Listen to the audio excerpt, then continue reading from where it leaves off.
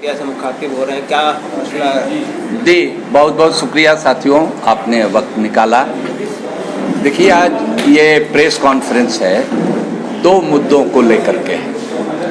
एक तो ये है कि जाति के आधार पर जनगणना होनी चाहिए। हर 10 साल बाद जनगणना होती है। इस साल ड्यू है, बजट एलोकेशन भी हो गया है, लेकिन अभी तक जाति जनगणना के बारे में सरकार ने फैसला नहीं लिया। कई राज्य सरकारें, जिसमें झारखंड भी है, बिहार भी है, तमिलनाडु, महाराष्ट्र, इन सब सरकारों ने भी इसकी मांग की है कि जाति के बुनियाद पर जनगणना हो।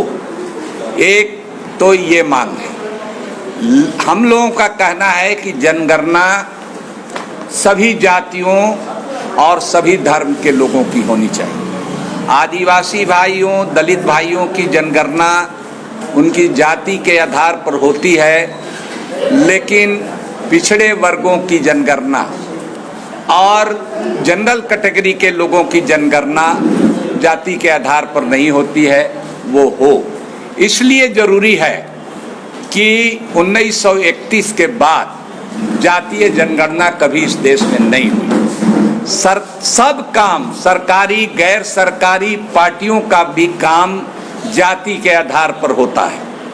पार्टियां टिकट बांटती हैं, एमएलए, एमपी को टिकट बांटती हैं, जिला परिषद का, प्रमुख का, सब जाति देख करके बांटती है। मंत्री बनाए जाते हैं, मेयर बनाए जाते हैं, चेयरमैन बनाए जाते हैं, सब जाति के आधार पर। यहाँ तक कि डीएम, एसपी, बीडीओ, सीओ और थानेदार तक जाति के आधार पर बनाए जाते हैं। आजकल तो प्रधानमंत्री भी अपनी जाति बताने लगे हैं, अपने मंत्रियों का परिचय लोकसभा में जाति के आधार पर कराने लगे हैं। कभी आज तक ऐसा नहीं हुआ था। तो फिर जाति जनगणना से परहेज क्यों? ये तो पाखंड है कि सब काम हो जाति के आधार पर और आप जाति की जनगणना नहीं करा रहे हैं। पेड़ पौधों की जनगणना हो रही है, जानवरों की जनगणना हो रही है, इंसान की क्यों नहीं? जबकि जाति ऐसी चीज है, जन्मना है, पैदाइशी है। आप धर्म बदल सकते हैं, लेकिन जाति बदलने का कोई स्कोप नहीं है। मरने के बाद भी जाति पीछा नहीं छोड़ती। अब ये दबाव बना है। झारखंड के माननीय मुख्यमंत्री हेमंत सोरेन जी भी प्रधानमंत्री से समय मांग रहे हैं ऑल पार्टी डेलीगेशन का। प्रधानमंत्री जी से हम लोग मांग करते हैं कि एक मुख्यमंत्री हफ्तों पहले से समय मांग रहे हैं, आप इनको फौरन समय दीजिए, इनकी भी बात सुनिए और जाति जनगणना कराइए। इसलिए कि 1947 के बाद इस देश का बंटवारा हो गया। कुछ आबादी इधर से मुसलमानों की उधर गई, उधर से हिंदू भाइयों की आबादी इधर आई। डेमोग्राफी बदल गई इस देश की। तो इसको बनाइए, और इसलिए बनाइए कि जब सभी जातियों की जनगणना होगी तब न पता चलेगा कि कौन जाति कितना आगे बढ़ी है, कौन कितना पीछे छूटी है, किसको और सरकारी मदद की जरूरत है, किसको कितना मदद की जरूरत है, तब पता चलेगा। तो अब इसमें साजिश 2-3 तरह की हो रही है। दबाव तो बना है, लेकिन साजिश 2-3 तरह की हो रही है। सलाह प्रधानमंत्री जी को देने वाले दे रहे हैं।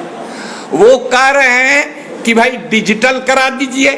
तो डिजिटल करा दीजिए तो कितने लोगों के पास इंटरनेट की सुविधा है? तमाम गरीब गुरबा जंगल पहाड़ में रहने वाले लोग छट जाएंगे। तो जब जनगणना क्या होगी कि छट जाएंगे? कितने लोगों के पास एंड्रॉयड फोन है, महंगा फोन है, कि ऑनलाइन वो कर लेंगे। आपने देखा कि जो कोरोना का टीका लग रहा था, तो पहले हुआ कि पहले बुक करना है, तब लोग नहीं जा रहे थे। और जब कैंप लगा के लगने लगा तो हजारों लाखों लोग लगवा रहे हैं। तो आप जाति के बुनियाद पर जनगणना कराइए, डिजिटल मत कराइए। दूसरी बात कि कुछ लोग ये सोच रहे हैं कि सिर्फ ओबीसी की जनगणना करा दी जाए, ये भी गलत है। सिर्फ ओबीसी की ही जनगणना नहीं होनी चाहिए, जनरल कैटेगरी के लोगों की भी जनगणना होनी चाहिए, क्योंकि तभी पता चलेगा कि कौन किसमें कितना संपत्ति का मालिक है, कौन कितना कल कारखाने वाला है, किसको कितना पेट्रोल पंप है, कितना हवाई जहाज है, कोयला खदान है, क्या क्या है। ये गलत है, सबका कराइए। तीसरा अंदेशा है कि कुछ लोग कह रहे हैं कि इसको सीएए और एनआरसी से सिटीजन रजिस्टर जो बना है जोड़ दिया जाए। ये जोड़ने का मतलब है कि इस पर आप सांप्रदायिक रंग, मजहबी कलर इस पर चढ़ाना चाहते हैं। ये नहीं होना चाहिए। जनगणना पूरे देश में सेंसस कमिश्नर के द्वारा होनी चाहिए, उसकी एक्सपर्टीज सेंसस कमिश्नर को और उसके विभाग को है, और उसका बजाते पार्लियामेंट से एक्ट है 1948 का, तो उसके तहत जनगणना कराइए। तो हम लोगों की इस बारे में ये मांग है, और हम हेमंत सोरेन जी को आगाह करना चाहते हैं कि वहाँ ये साजिश चल रही है। हेमंत सोरेन जी एक और अच्छी बात कह रहे हैं कि भाई सरना एक धर्म है, तो सरना धर्म को आप हिंदू क्यों लिखिएगा? वो कहता है कि हमारा धर्म सरना है, हम कहें कि मुसलमान हैं, आप लिख दीजिए कि सिख हैं या ईसाई हैं, तो ऐसा नहीं होना चाहिए। उसका धर्म सरना है, वो प्रकृति की पूजा करता है, पहाड़ की पूजा करता है, नदी की पूजा करता है, तो उसका धर्म लिखिए, सही लिखिए, तो वो बात सही कह रहे हैं। और वो वही नहीं बात कह रहे हैं, सरना धर्म के मानने वाले कह रहे हैं। तो इस तरह से हमारे अंदर दलित मुसलमान भी हैं, उनकी भी गिनती कराइए। हिंदू धोबी, मुस्लिम धोबी, एक एक काम है, एक ही स्थिति है, बल्कि मुसलमान धोबी की और खराब स्थिति है। हिंदू भंगी, मुस्लिम भंगी है, सब जाति है, मुस्लिम मोची है, हिंदू मोची है। तो कहने का मतलब कि कोई ऐसी हिंदुओं में जाति नहीं है जो मुसलमानों में नहीं हो। तो सबकी जनगणना उनके जात के आधार पर कराइए, ताकि देखा जाए कि कौन जात के लोगों को कितना मदद, सरकारी मदद की जरूरत है। दूसरा हमारा सवाल है कि ये जो शाइस्ता परवीन नाम की ये लड़की है, आप जानते हैं, जमशेदपुर की रहने वाली, 17 जून 2019 को इसके हस्बैंड की, इसके हाथ की मेहंदी भी अभी नहीं सूखी थी, धुली थी, तब तक उसकी मॉब लिंचिंग में हत्या हो गई। और जो अभियुक्त हैं वो सब जमानत पर छूटकर चले आए, इसलिए कि पुलिस ने कह दिया कि इस आदमी की हार्ट अटैक से मृत्यु हुई। जिस आदमी को रात भर पीटा गया, खंभे में बांध करके बिना इलाज किए जेल ले जाया गया, और जब मरने लगा तो ले आकर के हॉस्पिटल लाया, मर गया वो बेचारा। तो ये लड़की कह रही है कि आगे हम तो बेवा हो गए, लेकिन कोई और दलित भी मारे गए हैं, आदिवासी भी मारे गए हैं, हिंदू भी कई जगह मॉब लिंचिंग के शिकार हुए हैं। तो आप एक कानून बनाइए। 5 राज्यों ने बनाया है, केरल ने बनाया है, मणिपुर ने बनाया है, राजस्थान ने बनाया है, आपको कलकत्ता, बंगाल ने कानून बनाया। वैसा कानून हेमंत जी आप अपने यहाँ भी बनाइए। ये कह रहे हैं कि हमको भी नौकरी दीजिए, हमारा क्या जरिया है, हम गरीब मजदूर के बेटी हैं, हमारा शौहर नहीं है। दूसरी विधवाओं को भी सरकारी नौकरी दीजिए। इन लोगों ने विधवा का एक संयुक्त मोर्चा बनाया है, अनशन किया है, आमरण अनशन किया है। मुख्यमंत्री के कहने पर मंत्री लोग आए हैं, अनशन तुड़वाए हैं कि आप लोगों की मांग पर किया जाएगा। शामिल आप कीजिए, आप इसको नौकरी दीजिए, आप कानून बनाइए, आप इसको मुआवजा दीजिए, और जो हत्यारे हैं उन पर फिर से जांच करा करके, और उनका जो एक तो जेल में बंद है, लेकिन 12 लोग जो छुट्टा घूम रहे हैं उनका बेल कैंसिल कराइए सुप्रीम कोर्ट से। सरकार क्यों नहीं अपील में जा रही है सुप्रीम कोर्ट के? ये सरकार तो प्रगतिशील है। हमारा शौहर नहीं है। दूसरी विधवाओं को भी सरकारी नौकरी दीजिए।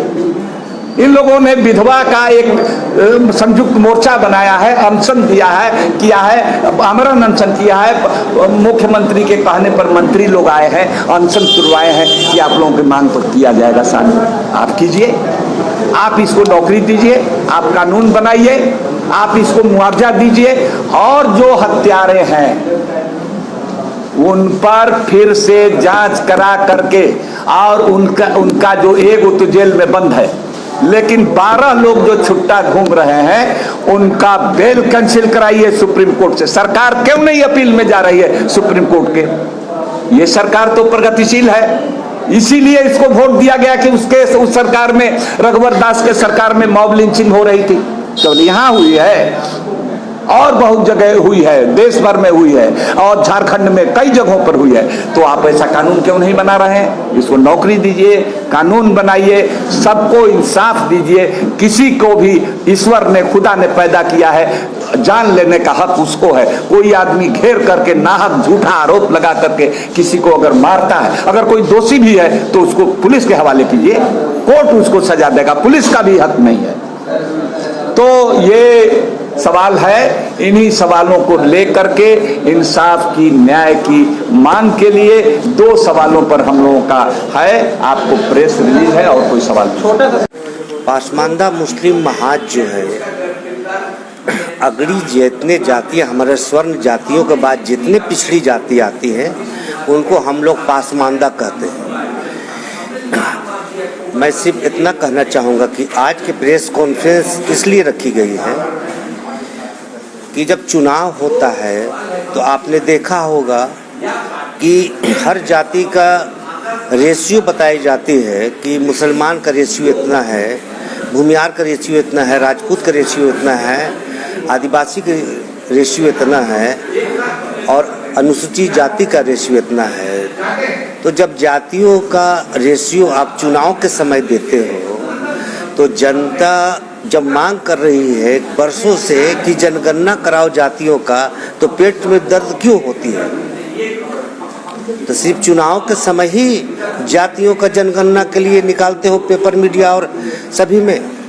अगर आपकी इच्छा शक्ति है तो आप जिस तरीके से जीव जंतु, पेड़ पौधे का जनगणना कराते हो, हक बनता है सभी जातियों का कि मेरा जनगणना में मेरा क्या है पॉपुलेशन का, कि जिनका जितने पॉपुलेशन होता है उनकी अधिकार उतनी बनती है। तो आज पासमानदा मुस्लिम महाज और मैं ओबीसी के माध्यम से कई बार सरकार से, झारखंड से बरसों से लड़ाई लड़ते आ रहा हूँ। हम लोगों ने यही इसको लेकर हम लोगों ने 2019 में जेल भरो अभियान का भी शुरुआत किया था।